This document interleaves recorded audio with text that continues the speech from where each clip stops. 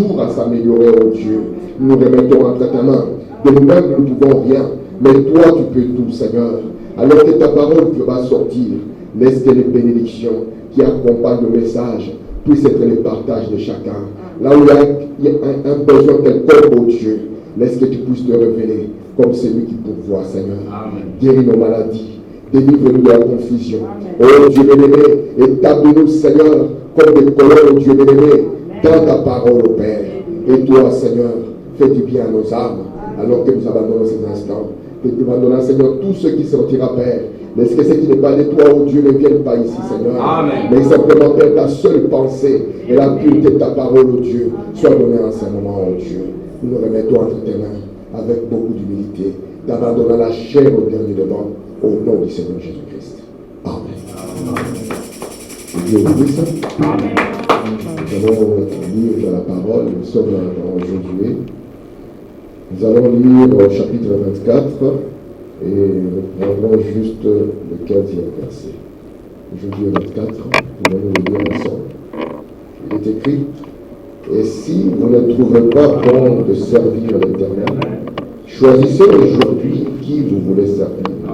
Ou les dieux qui servaient vos pères au-delà du fleuve, ou les dieux des Amoréens dans le pays desquels vous habitez. Moi et ma maison, nous servirons l'Éternel. Amen. Prenons encore dans l'Exode chapitre 12, et juste le 3e verset. Lisons ensemble. Parlez à toute l'assemblée d'Israël et dites: le 10e jour de ce mois, on prendra un agneau pour chaque famille, un agneau pour chaque maison. Amen. Nous allons terminer avec Proverbe au chapitre 22. Et là, nous lisons juste le 6e verset. Lisons-le ensemble encore. Instruis l'enfant selon la voie qu'il doit suivre, et quand il sera vieux, il ne s'en détournera pas. Amen. Que Dieu ajoute des bénédictions à la lecture de la parole.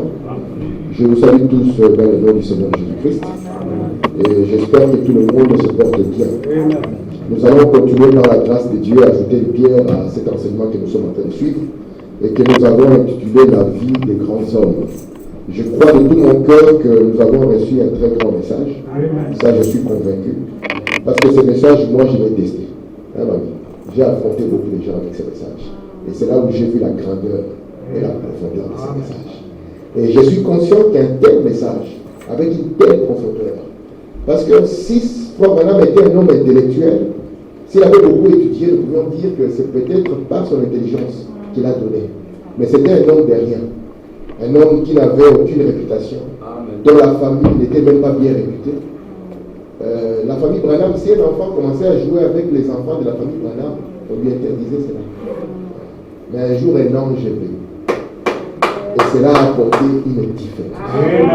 Et je crois de tout mon cœur que si Dieu a permis que nous rencontrions ce message, c'est parce que Dieu veut que nous aussi, nous puissions expérimenter ces merveilleuses choses et ces grandes choses qui sont dans la parole. Ce que nous entendons ici, c'est pour juste nous-mêmes et nous tous essayons de faire un pas de plus dans le Seigneur. Parce que Frère Branham me dit que je n'ai aucun espoir pour une église, pour une personne qui ne cherche pas à s'améliorer. Si nous sommes sur la terre, ça signifie que Dieu n'a pas encore fini avec nous. Et que nous ne pouvons pas dire nous sommes déjà arrivés. Il faut que chaque jour, nous puissions faire un pas de plus dans une expérience avec Dieu. C'est ainsi que j'ai dit que nous aurons une citation de base, n'est-ce pas, mamie? Et que cette citation soit un rappel. Que si on a vu les grands hommes dans la Bible, vous savez, si on devait écrire la Bible aujourd'hui, on devait parler de nous maintenant. Parce que l'Ancien Testament, vous voyez, c'était la vie d'Israël. Mais Frère Branham me dit, aujourd'hui, on n'a plus besoin d'écrire parce que le monde est arrivé à la fin. Il n'y aura plus de temps pour qu'il y ait des gens qui puissent le lire. Et maintenant, comment est-ce que Dieu l'écrit? Il écrit dans la vie de son peuple. Amen. Vous êtes des esprits vivants qui est exposé devant les gens. Remarquez ici, je prends le Josué chapitre 24. Vous savez, Israël était le peuple de Dieu lorsqu'ils étaient en Égypte. Frère Branham dit, il n'était pas encore l'église de Dieu. Parce que l'église, ce sont les appelés à sortir. Donc Dieu vous sort de quelque chose pour vous faire entrer dans quelque chose. Et je vous ai dit que Moïse était celui qui devait apporter la délivrance pour Israël. Or, celui qui apporte la délivrance doit premièrement être délivré. Parce que tu ne peux pas être dans les chaînes et apporter la délivrance. C'est là impossible.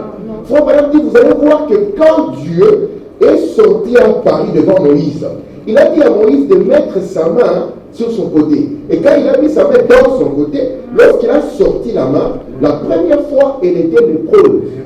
C'est la première venue du Seigneur. Mais Frère Branham me dit, la deuxième fois, lorsqu'il a sorti, elle était purifiée. Pourquoi elle était purifiée? Branham dit, parce que Moïse devait porter le bâton du jugement. Et il dit que la main qui porte le bâton du jugement doit premièrement être purifiée. Et ici maintenant, lorsque Moïse sort avec Israël, Israël devient le peuple de Dieu, n'est-ce pas? Amen. Mais lorsqu'ils avancent, ils devaient sortir de l'Égypte et ne pas mourir dans le désert. C'est pour ça que nous aussi, Dieu ne nous a pas pris seulement des dénominations pour nous perdre en chemin, mais il nous a pris pour nous établir en Christ. Et Josué, Frère dit, c'est le type de Jésus-Christ qui vient pour placer chacun positionnellement, n'est-ce pas? Il nous place dans une forme de maturité. Et Josué est celui qui a observé Israël dès le début. Il a vu comment ils ont vécu en Égypte parce que Josué était avec eux.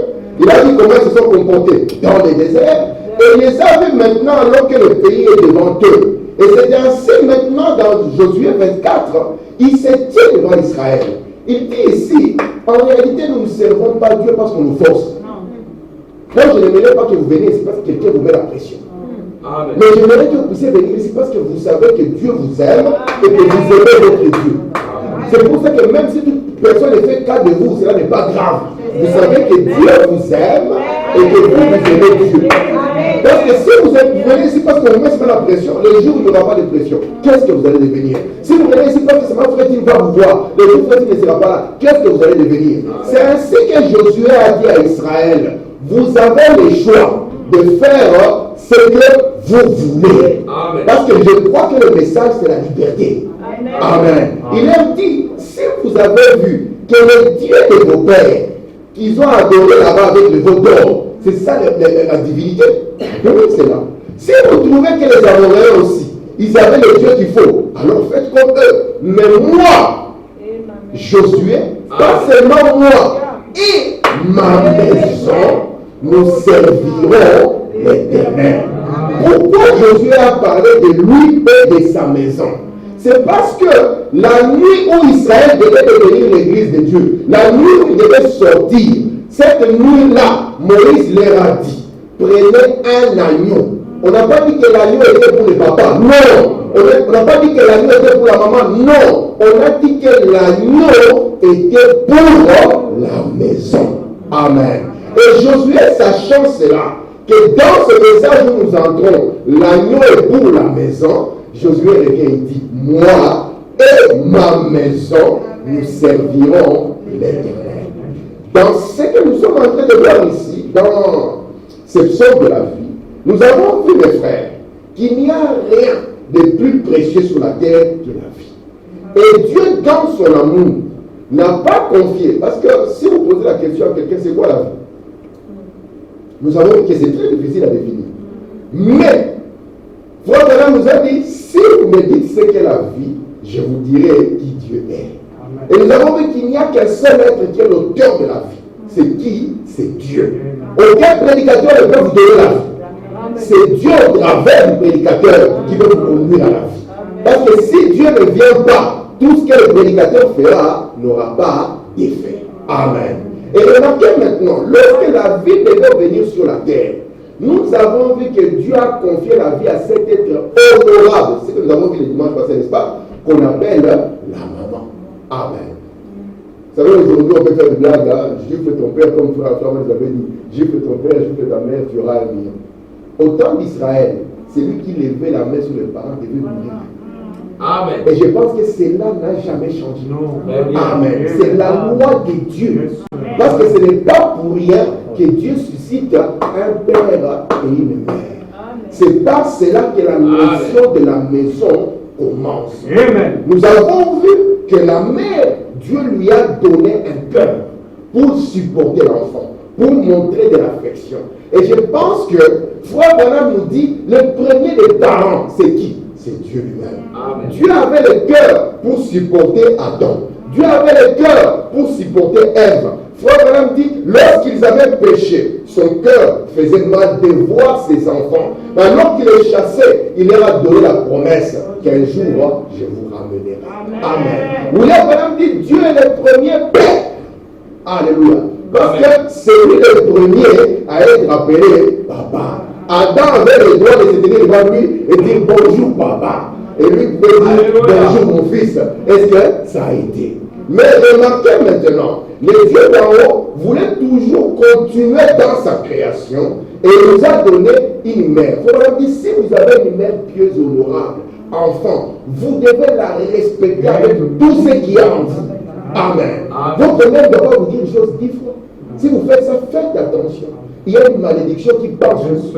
Amen. Parce que vous devez honorer vos parents. Amen. La Bible nous dit, c'est un commandement qui est suivi d'une bénédiction. Alléluia.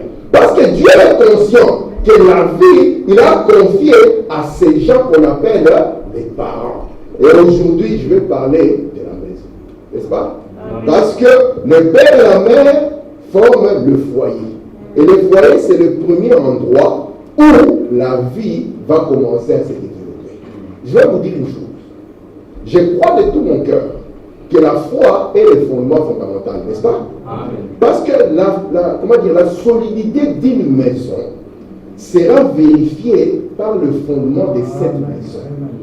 La maison peut être jolie, mais si la fondation n'est pas solide, si la fondation, vous voyez, n'est pas bien bâtie, quelle que soit la beauté de cette maison, elle finira par s'écrouler. D'ailleurs, c'est le Seigneur Jésus lui-même qui l'a dit. Il dit, si vous bâtissez votre maison sur les sables, il suffira juste d'un petit vent et la maison partira. Et remarquez aussi, le fondement de la vie commence par la maison. Vous êtes d'accord? Amen. Le fondement de la vie commence par la maison. Et il y a des choses que si vous ratez cela dans la maison, vous ne récupérerez plus jamais ça. On appelle ça une éducation de base. Il y a des gens qui n'ont pas appris étant enfant à dire merci. Et vous pouvez voir même quand vous donnez le passage dans la rue, il passe comme si sur moi. J'ai dit aux enfants, c'est un problème de base. Et ça, même si vous devenez un président, vous n'allez plus récupérer ça. Parce que c'est quelque chose, on instruit ça à l'enfant quand il est petit. Et quand vous ratez ça, ça n'est fini. C'est pour ça que vous allez voir que la force de l'église dépendra des maisons qui constituent cette église. Amen. La force d'un pays dépendra des maisons qui constituent le pays. Si les maisons sont spirituelles, l'église sera spirituelle. Amen. Si les maisons sont des maisons bien bâties, bien éduquées, vous verrez que votre pays aussi ira de même. Amen. Mais si les maisons sont chaotiques, peu importe la beauté du bâtiment, peu importe ce que vous avez, la grandeur de l'église, vous serez aussi une église chaotique. Amen. Amen. Est-ce que ça va? Amen. Vous le croyez? Amen. Amen. Je peux dire une fois voilà? Amen. On va dire une autre citation du début. J'aimerais toujours que nous puissions dire cette citation ensemble, n'est-ce pas? Nous sommes dans...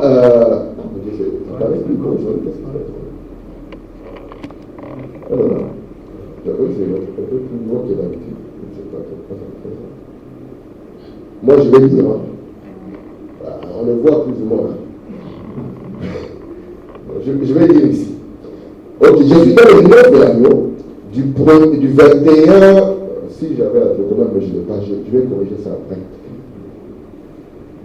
Je ne sais pas si ça va. Dans les noces de l'agneau, du 21 janvier 1962, je suis au paragraphe 14. Frère Branham me dit, je vais tenter quelque chose d'autre, voir si ça diminue. Ça diminue? Non. Je vais laisser comme ça. Okay.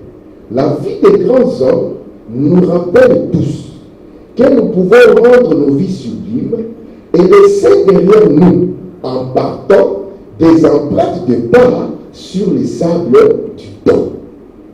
C'est ainsi que lorsque nous lisons sur la vie d'Abraham, nous voyons les empreintes de pas qu'il a laissées sur les sables du temps.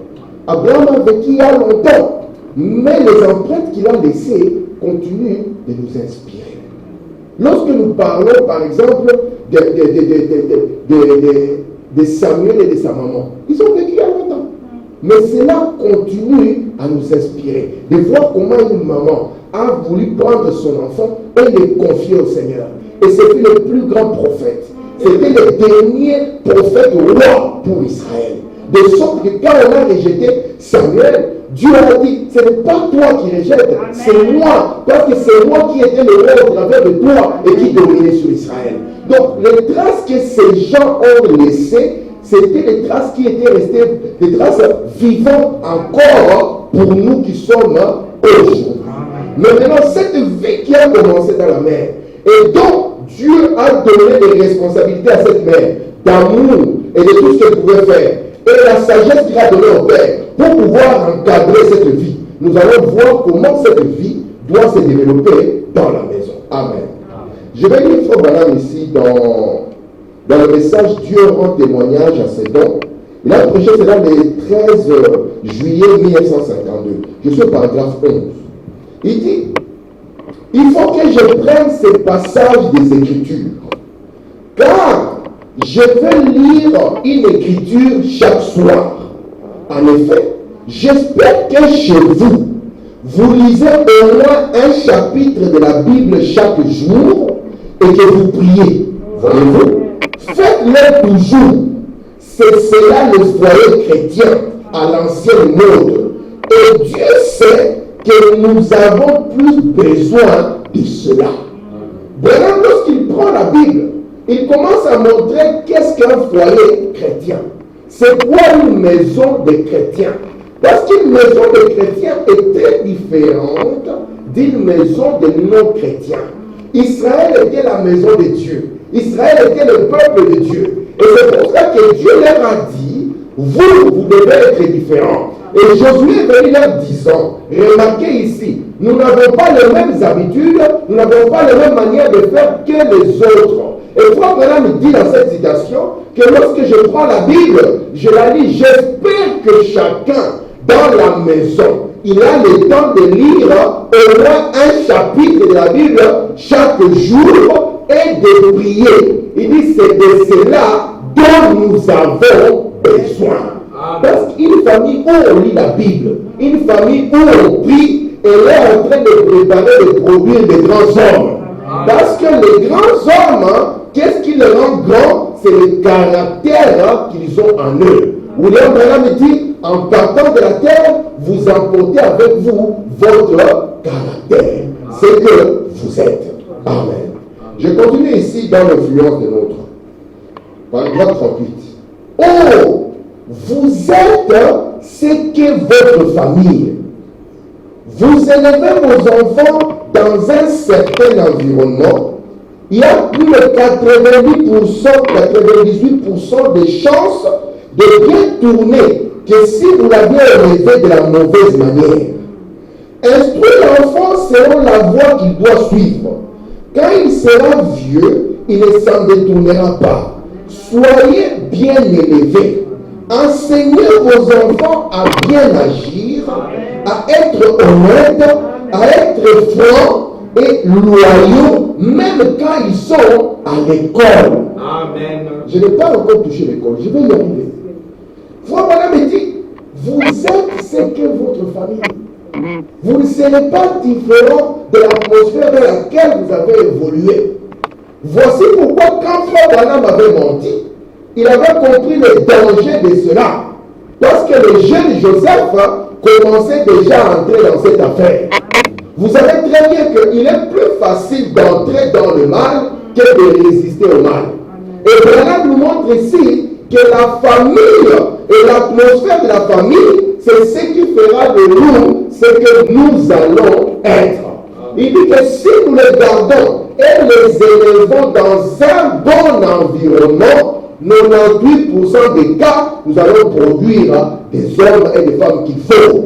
Et c'est quoi le meilleur environnement? C'est ce genre de famille où on lit encore la Bible et où on prie.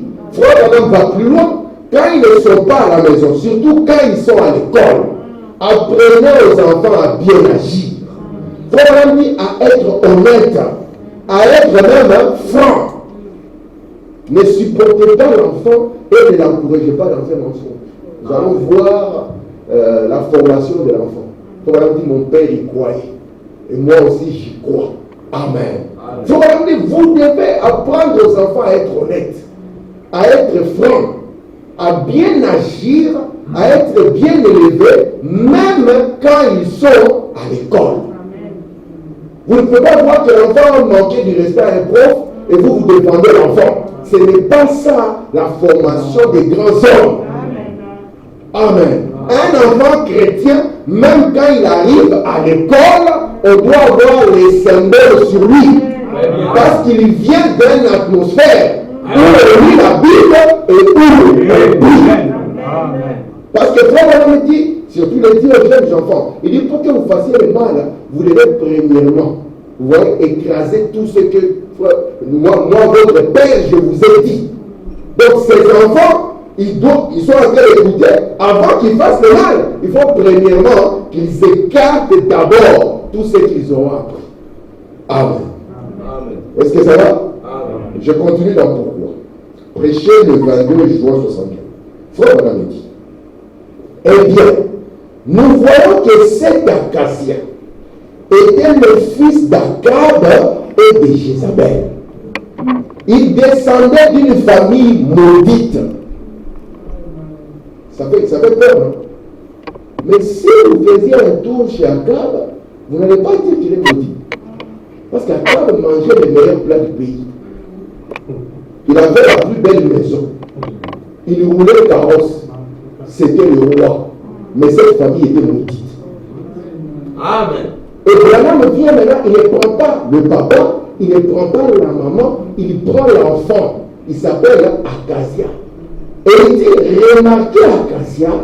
Acacia c'était le fils d'Akab et de Jézabel. Et ce garçon, malgré les apparences, aujourd'hui on peut dire qu'il était toujours un Air Max. Donc bien sapé, avec un chapeau Louis Vuitton. Mais malgré ça, il venait d'une famille maudite. Frère Branham dit, toute personne qui ne croit pas au Seigneur Jésus est maudit. Amen. Parce que c'est la seule chose qui enlève la malédiction. Amen.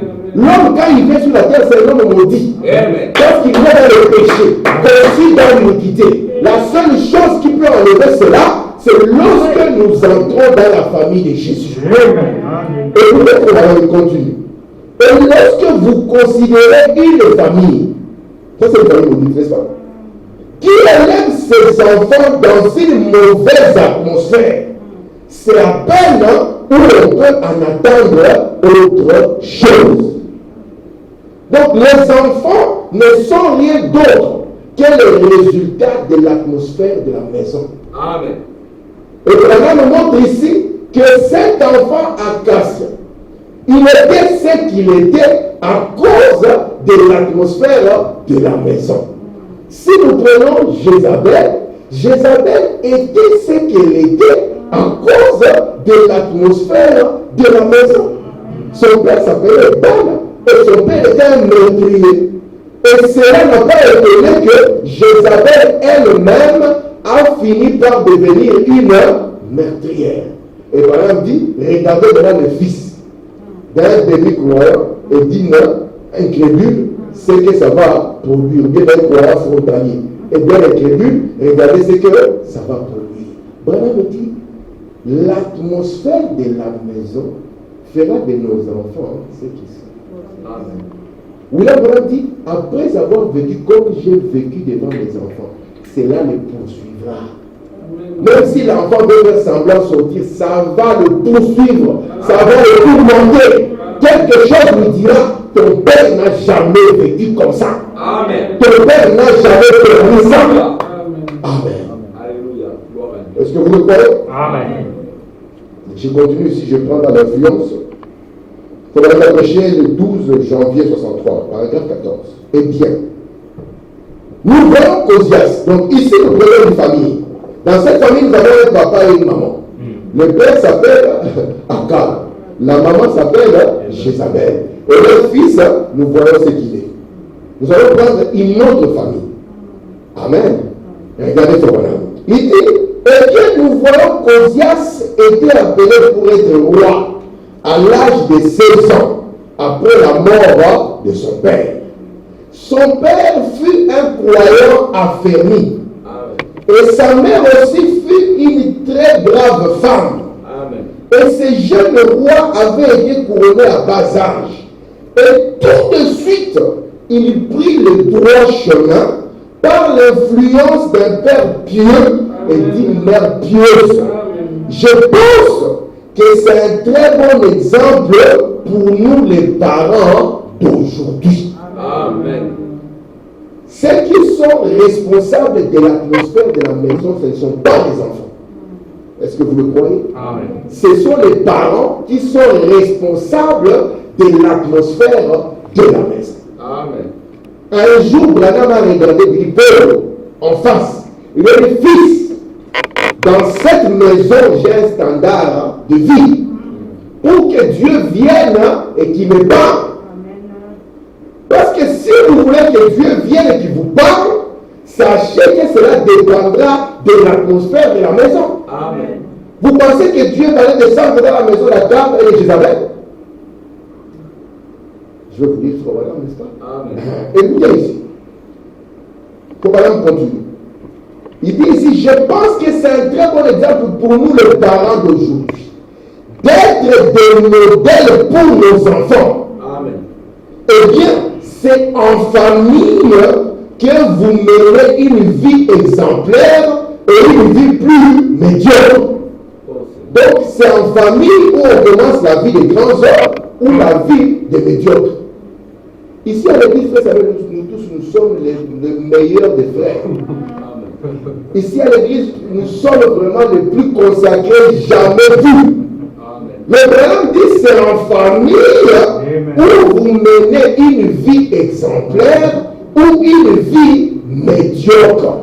Donc en réalité, ce que nous sommes, ce n'est pas à l'église vraiment qu'on le voit, mais c'est en famille.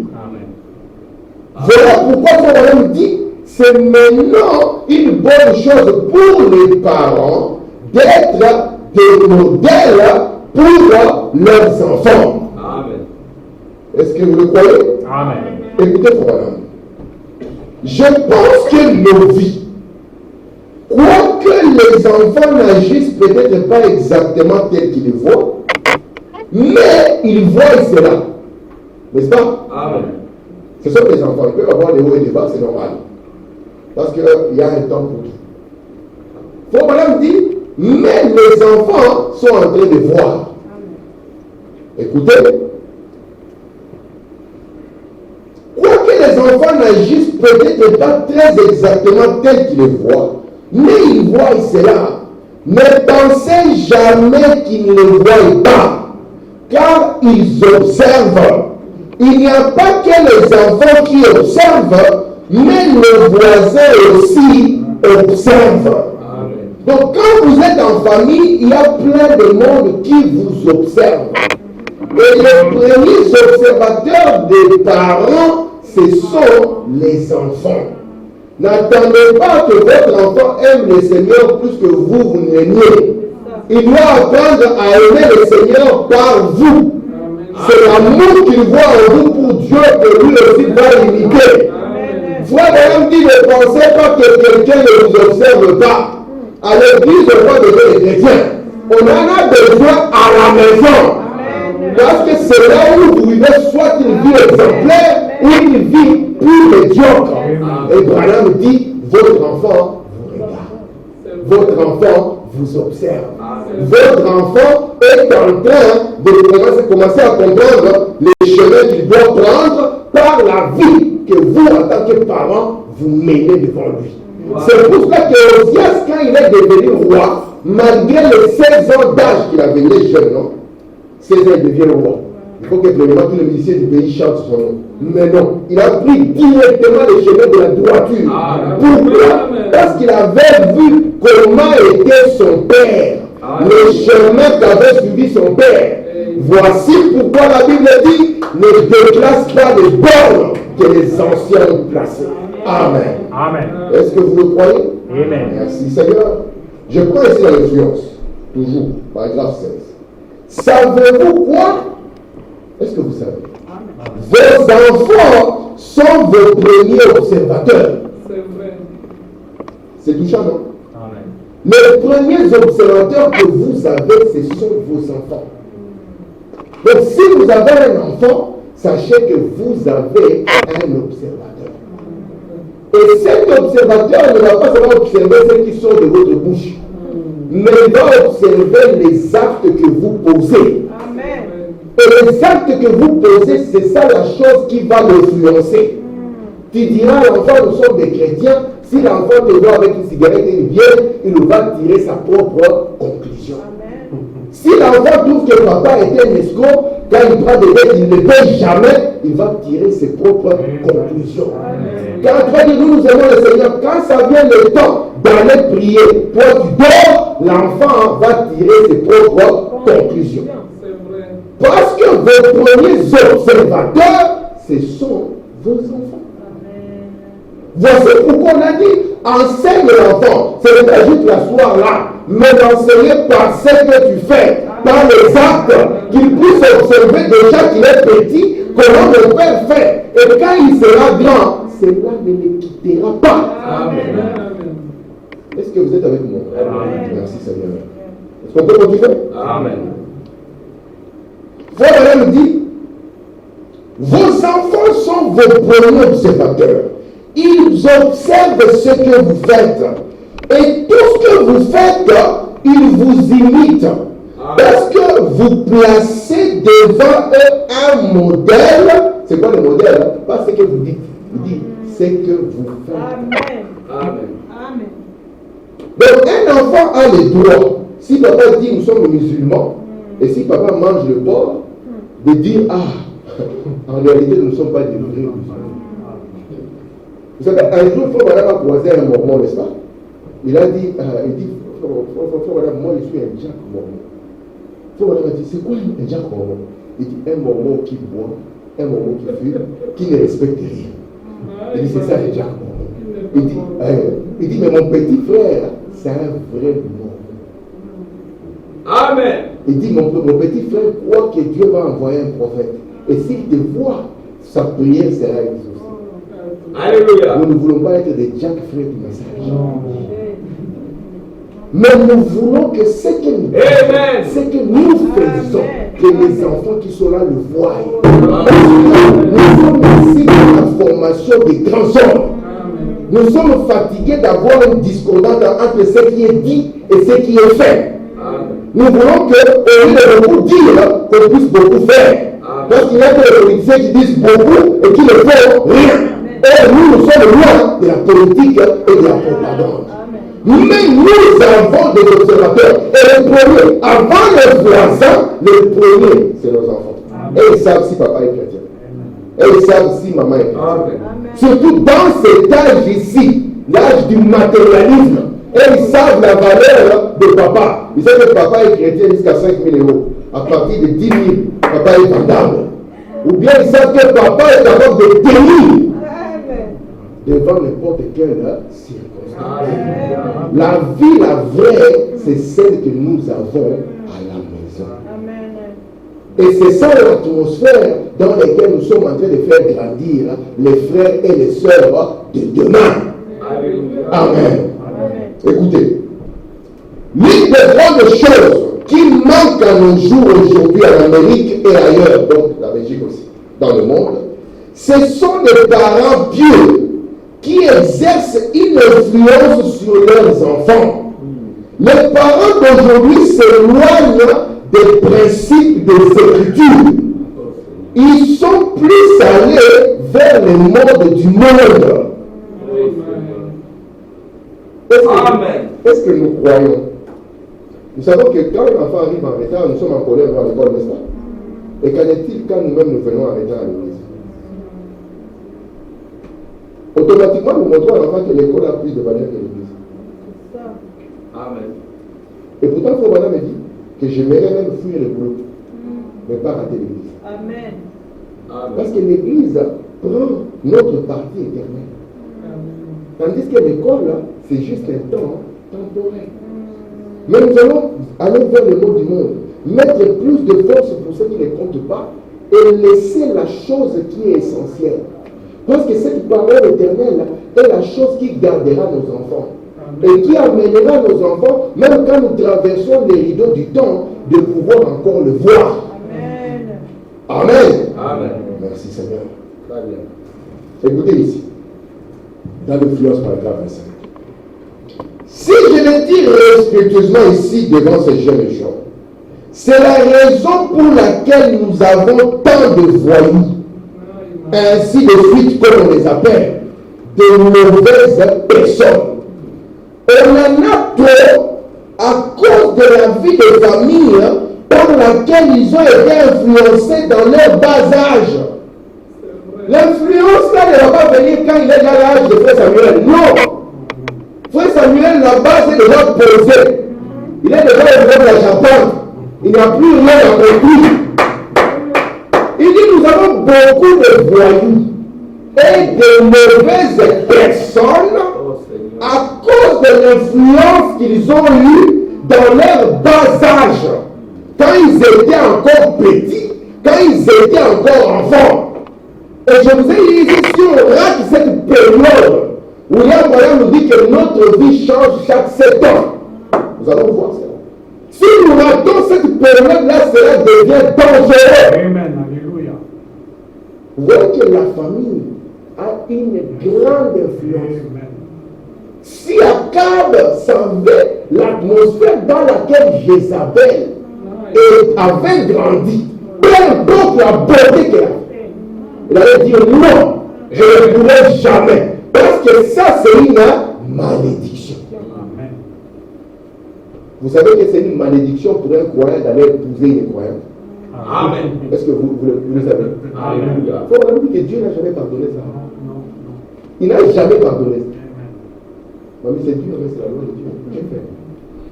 Moi, mon rôle, c'est juste de répéter ce qu'il a dit. Le dire ici devant vous. Amen. Parce que Amen. si je ne le fais pas, Amen. ça signifie que je ne fais pas correctement le boulot. Nous avons Maintenant, remarquez, peut-être quand Akab a épousé, tout le monde a dit un mariage précieux. S'il y avait des chaînes de télévision à l'époque, hein, on allait vraiment filmer Akab, comment il s'est marié, comment les carrosses viennent et tout cela. Mais Dieu, lorsqu'il regardait ça, c'était une grande malédiction. Amen. William Branham dit, nous avons des mauvaises personnes aujourd'hui à cause de l'influence qu'ils ont eue dès le bas âge. C'est pour ça que nous, en tant que parents, cette responsabilité demeure. Ce que nous faisons devant ces enfants. Amen. Il nous a montré qu'un foyer chrétien, c'est un foyer où on lit la Bible et où on prie chaque jour. Amen. Every single day. Très bien. Chaque jour, on lit la Bible et on prie. On lit la Bible et on prie. Amen. Amen. Je peux continuer? Amen. Frère Branham me dit ceci. Je crois toujours ceci. Donc, il dit, on en a trop à cause de la vie de famille par laquelle ils ont été influencés dans leur bas âge. Je crois toujours ceci. Instruire l'enfant selon la voie qu'il doit suivre. Quand il sera vieux, il ne s'en détournera pas. Amen. Et il continue. Écoutez, paragraphe 12. De pourquoi qu'il a prêché le 9 mars 1960. Votre vie marquera vos enfants. Il a dit quoi vos parents? Il a dit votre vie marquera vos enfants. Cela influencera vos enfants par les exemples que vous leur montrez. Je pense que c'est une bonne chose que nous fournissions tous les efforts que nous pouvons devant nos enfants comme des parents pieux. Donnez un exemple, soyez un modèle. Parce que ça va les influencer. Et nous devons faire tout effort pour que nous puissions amener le meilleur des exemples devant eux. C'est vrai que s'il grandit ça, il peut être en train de patiner, mais il ne va jamais oublier les genres de vie. Il ne faudrait pas que ce soit un jour un garçon qui frappe sa femme. Et la femme dit, il dit d'ailleurs tu as de la chance. Si je te frappais comme mon père frappait ma mère. Moi je connais un cas comme ça. Tu as la chance, je ne suis pas encore arrivé au niveau de ma mère. Mais dit votre vie marquera. Amen. Lorsque l'enfant a vu comment papa honore maman, comment maman honore papa, comment il s'aime et collabore, c'est là le mariage. Est-ce que vous êtes avec moi? S'il voit comment est-ce que papa fait les choses, la manière dont il honore et respecte Dieu, peu importe ce qu'il essaie de faire, c'est là le marquera. Amen. C'est ça la chose qui va nous produire une jeune génération de grands hommes. Amen. Les enfants hébreux, Meshach, Shadrach, Abednego, c'est parce qu'ils étaient sortis d'une bonne atmosphère depuis leur enfance. Amen. Imaginez un garçon de 16 ans qui est capable de se tenir sur un chemin droit. Et d'après pur, ce qui est pur et impur, ce qui n'est pas. Il n'a que 16 ans. Et il est le roi. Oh mon Dieu. Regardez ici, frère. Dans l'histoire de ma vie, prêché le 20 juillet 52, paragraphe 3. Gardez la Bible tout près de vos enfants. Amen. Lisez-la. Si un enfant est capable de lire une bande dessinée, il commence à être capable de lire. N'est-ce pas? Frère Branham me dit, écoutez, gardez la Bible très loin de vos enfants. Tout près. Et vous allez continuer à écouter. Lisez-la vous-même, soyez un exemple. L'enfant n'était jamais lu la Bible. Il n'était jamais écouté en train d'écouter les choses du prophète. Toi, tu es toujours dans les nouvelles du Congo. L'enfant ne t'a jamais vu un seul jour lire la brochure. À chaque question, on va poser la question à frère Arnaud. Parce que papa ne lit jamais. N'attendez pas que cet enfant puisse lire la Bible. Il t'a jamais vu lire la Bible. Frère Branham dit, gardez la Bible tout près de l'enfant et puis virgule, lisez-la vous-même. Écoutez, soyez un exemple. C'est ce que je n'ai pas eu dans mon enfance. Mais par la grâce de Dieu, j'aimerais placer cela devant mes enfants. S'il y a une autre génération, pouvez placer cela devant le leur. Mais ça devient une continuité. Cela ne veut pas dire que si nous ne sommes pas nés dans une famille chrétienne, ça va finir pour nous. Non! Il est le Dieu qui répare les situations. C'est pour ça qu'il va saisir dans n'importe quel âge. Et il revient pour nous montrer la voie de la vérité.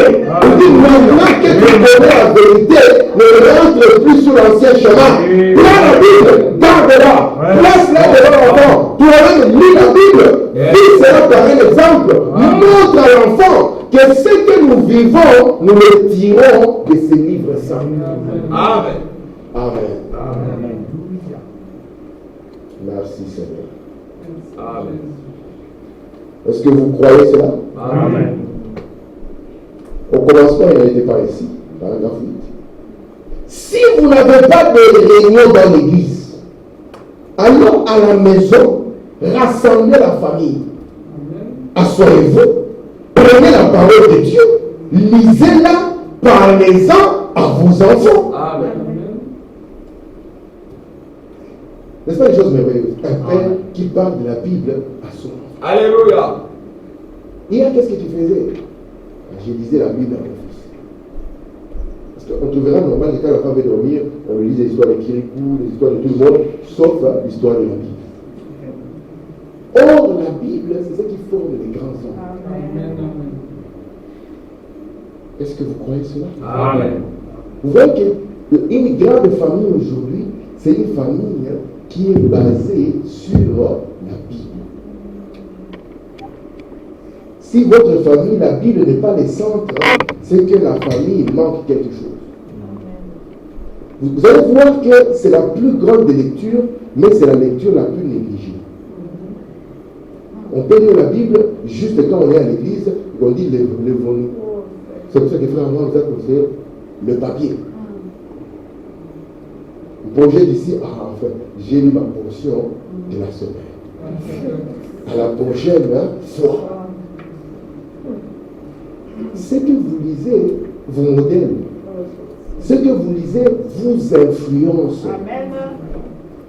Vous avez jamais vu un enfant qui commence à lire les mangas et puis il commence à s'habiller comme. Il connaît ça. Il est dans la culture. Il commence à écouter du pop, du rap, du hip-hop. Et puis il s'habille comme. Pourquoi? Parce qu'il y a une influence. Si maintenant nous qui sommes des croyants, nous prenons la Bible, nous la mettons de côté, jamais nous pouvons nous asseoir ensemble pour la lire et pour prier. Quel genre de famille cela va être? Nous aurons certainement l'apparence de la piété, mais régnant ce qui fait la force de la piété. Nous pourrons dire, nous sommes des messages. Mais la substance du message n'y est pas. Amen. Le message n'est pas un nom qu'on porte. Le message, c'est une vie qu'on est en train de déployer. C'est ça le message. Amen. Donc, on continue. Hébreux chapitre 7, première partie. Paragraphe 161, du 15 septembre 75. Votre attitude, on dit quoi? À l'égard de Christ. On n'a pas dit votre attitude à l'égard du dollar. Parce que les enfants connaissent notre attitude à l'égard de zéro. Maintenant, ici, c'est notre attitude à l'égard de Christ. Et Christ, c'est la parole. Écoutez, notre attitude à l'égard de Christ aura une grande influence sur ce que seront vos enfants. La vie que vous menez devant votre famille aura l'influence sur ce que seront vos enfants. En effet, la Bible dit que Dieu punirait l'iniquité des parents sur les enfants jusqu'à la 3e et à la 4e génération. C'est ce que vous avez vu dans la famille. La même malédiction depuis le père est descendue. Très bien. Donc nous avons une grande responsabilité là. Est-ce que nous devons mettre les citations de côté, frère Samuel? Ce sont des citations qui sont là pour nous aider. Amen. La vie que vous menez, votre attitude vis-à-vis de Christ, comment est-ce que vous traitez Christ? Quand il s'agit de Christ, quelles sont vos priorités? Quand il s'agit de la parole, où est-ce que vous mettez votre force? L'enfant l'observe. Et cela aura une influence. Vous savez qu'une génération est appelée toujours à aller plus loin. Amen. D'accord? Amen. Si vous venez de temps en temps, votre enfant viendra une fois les 6 mois. Vous comprenez ce que ça veut dire? Amen. Et parce qu'une génération va toujours plus loin.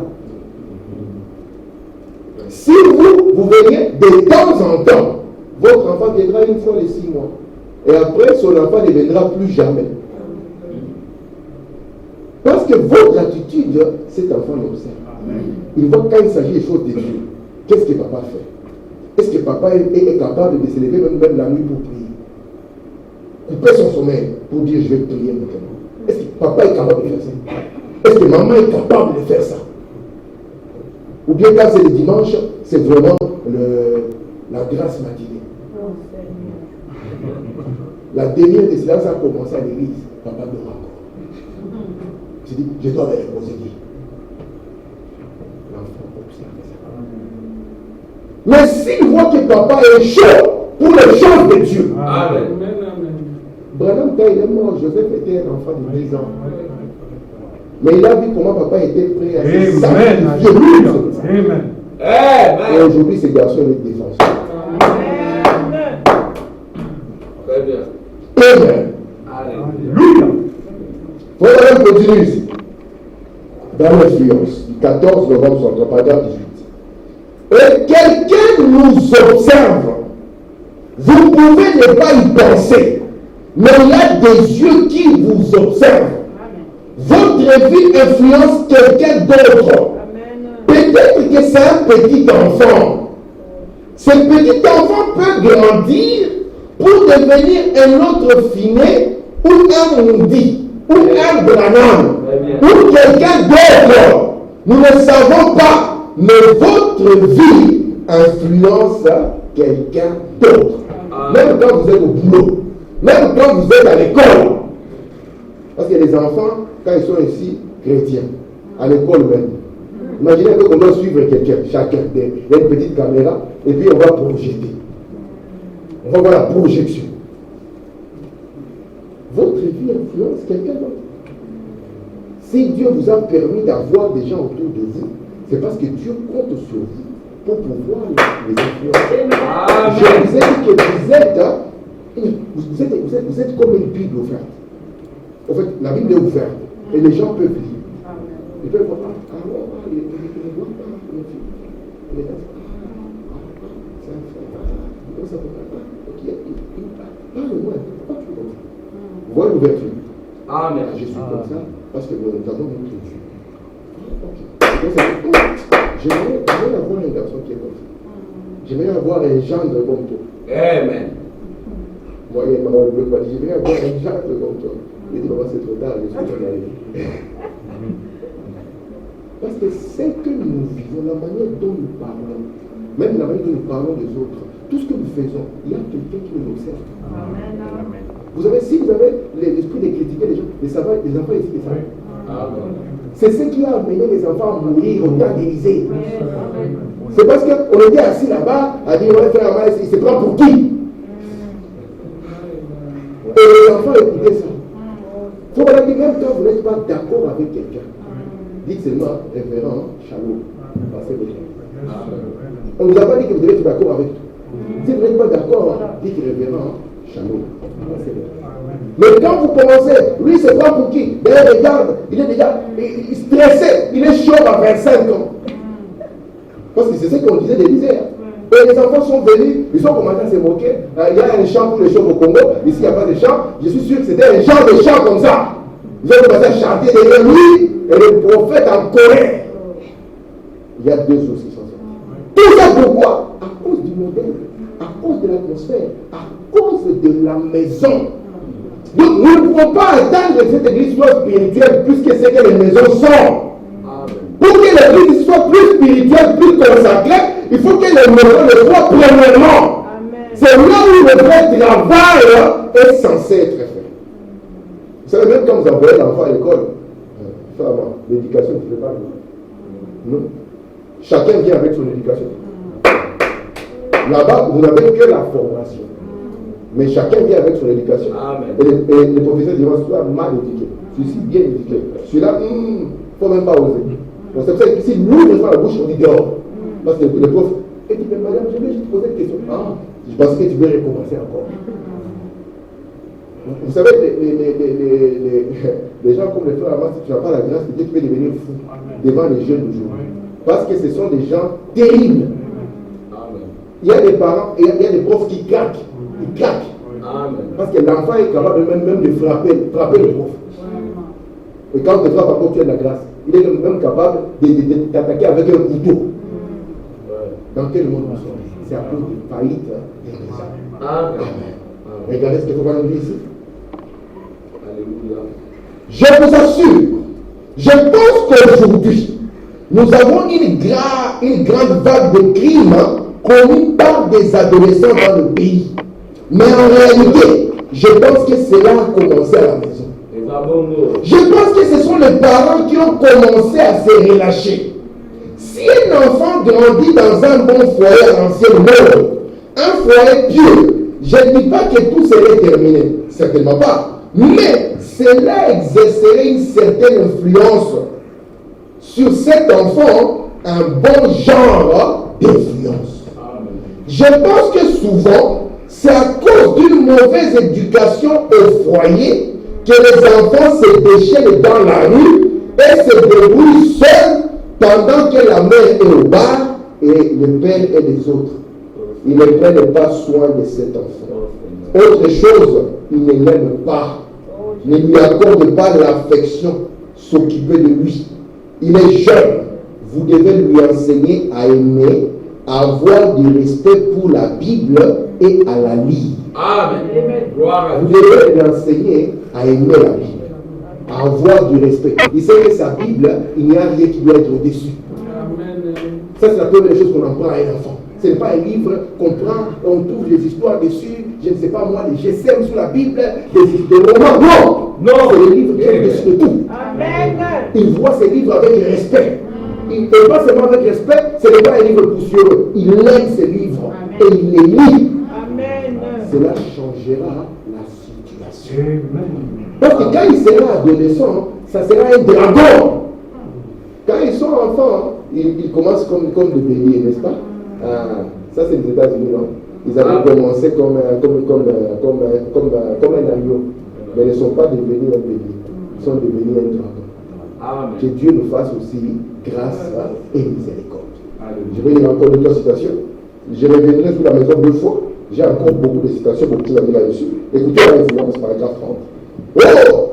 Concernant une maison, si nous rendions notre maison plus agréable, les enfants ne voudraient pas s'en éloigner. Si papa et maman sont toujours en train de se battre, quel enfant ne se battre? Papa est joli, maman est jolie, papa. Les enfants ont envie de se cacher là. Mais si la maison est agréable, écoutez, il faut maintenant continuer. Arranger les choses plus pour eux, pour qu'ils se sentent les bienvenus. Amen. Que la maison soit agréable et confortable, au point qu'ils désireront impatiemment regagner la maison. C'est ainsi qu'une maison devait être. La maison d'un chrétien est agréable, parce qu'il y a de bonnes paroles. L'enfant sait, oh, même quand je sors de collège, je sais que c'est là où il y a la sagesse. Je sais que mon père là et ma mère là, c'est eux qui m'aiment. Amen. Moi, je dis toujours aux enfants, tu peux aller faire le film. Un frère, il a bu jusqu'à 2h du matin, il y a un accident, il a la jambe brisée. Tu penses que ça sera son ami qui va rester avec lui? Il dira, papa, c'est que tu nous. Donc je demande pardon, on était avec lui, mais c'est l'accident qui est arrivé, on n'avait pas prévu. Et ce sera papa et maman qui vont rester avec lui. Parce que c'est eux qui l'aiment réellement. Amen. C'est eux qui sont capables de porter le fardeau. Très bien. C'est pour ça que Branham dit que nos familles, nos maisons doivent être agréables. Vous savez, les rendre agréables, ça ne veut pas dire les rendre permissifs. Vous voyez la différence? Les rendre agréables, ça signifie les rendre selon les modèles du message. Amen. Le modèle de la parole. Amen.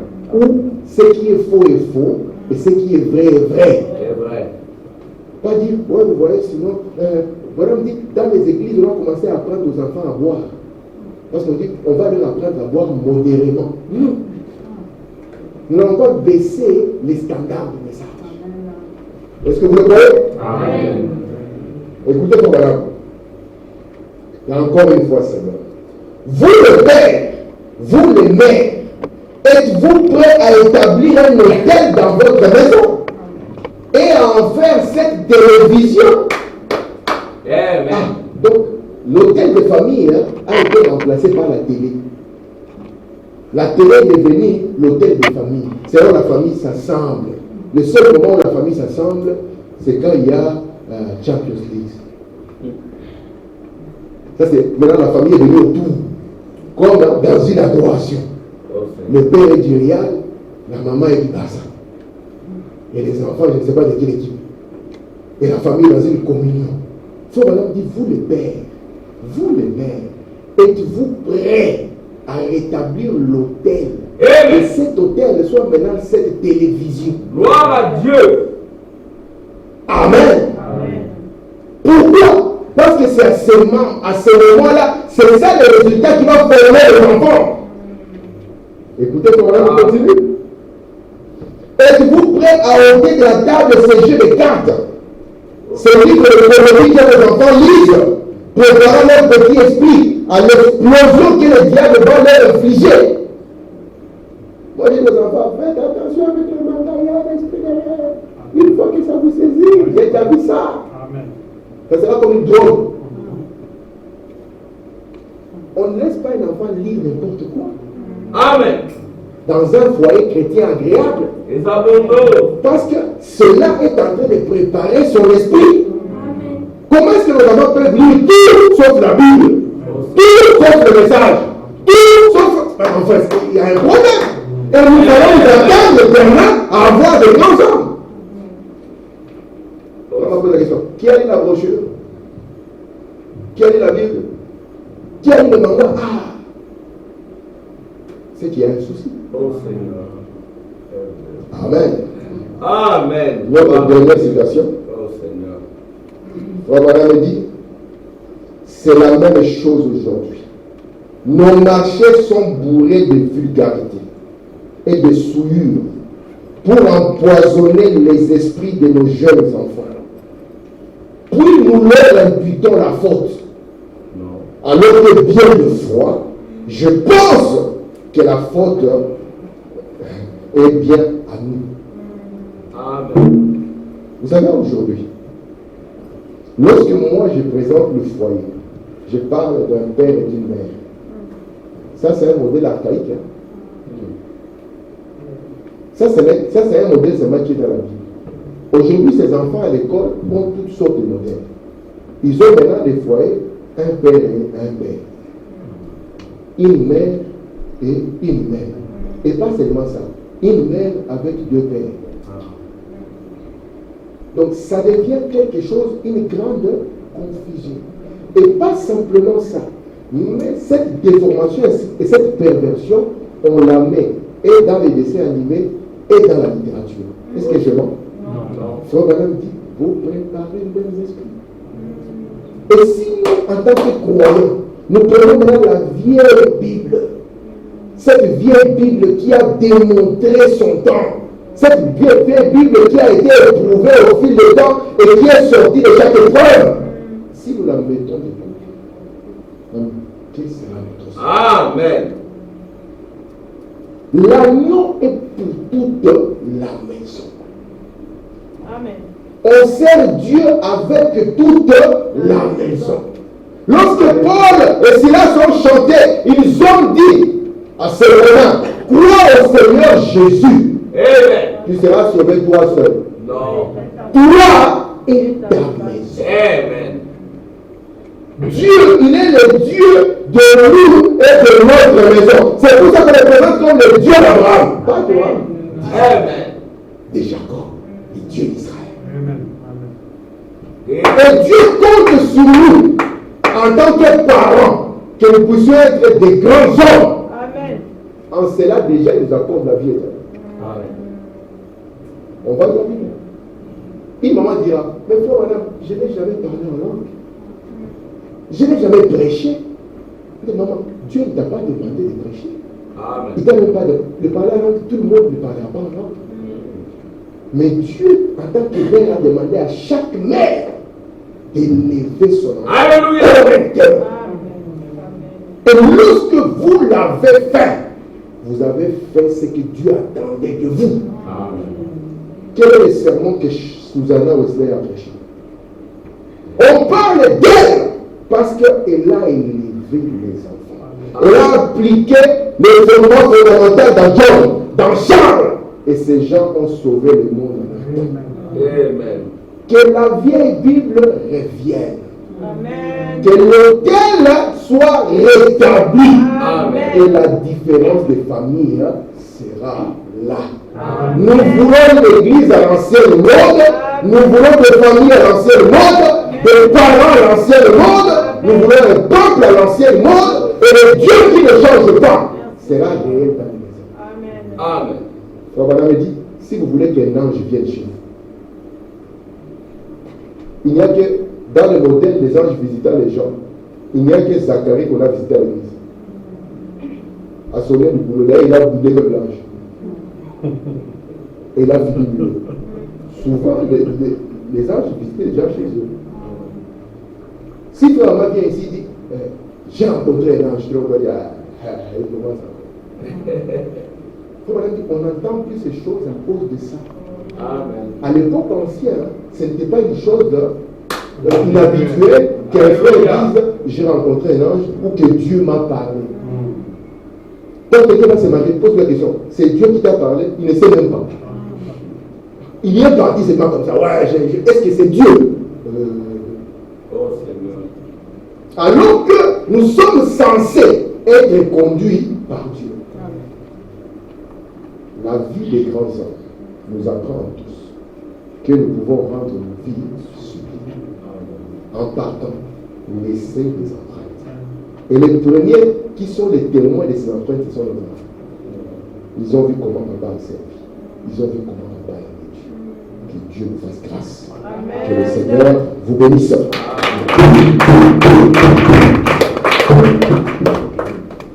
allons continuer.